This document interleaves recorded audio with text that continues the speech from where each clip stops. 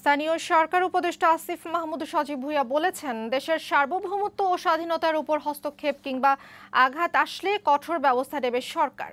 দুপুরে রংপুরের পীরগাছা পাওটানা কলেজ মাঠে এক মত বিনিময় সভায় তিনি এসব কথা বলেন। এ সময় সাবেক ইসকন নেতা চিন্ময় কৃষ্ণ দাসের গ্রেফতার নিয়ে উপদেষ্টা আসিফ মাহমুদ বলেন, রাষ্ট্রদ্রোহ মামলায় তাকে গ্রেফতার করা হয়েছে। বিশৃঙ্খলা সৃষ্টিকারী যত বড় নেতাই হোক, কোনো ছাড় দেয়া হবে না। স্থানীয় সরকার উপদেষ্টা বলেন, কোনো সম্প্রদায় যেন বৈষম্যের শিকার না হয় সেটি নিশ্চিত করতে কাজ করছে সরকার।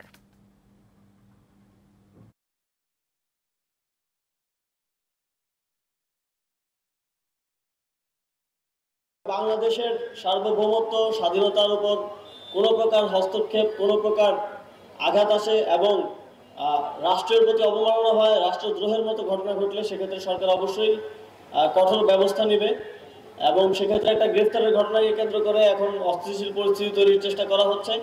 আমরা স্পষ্টভাবে বলতে চাই, কেউ যদি রাষ্ট্রদ্রোহের মতো ঘটনায় যুক্ত থাকে, সে যেই হোক, যত বড় নেতাই হোক, তাকে কোনো প্রকার ছাড় দেওয়া হবে না।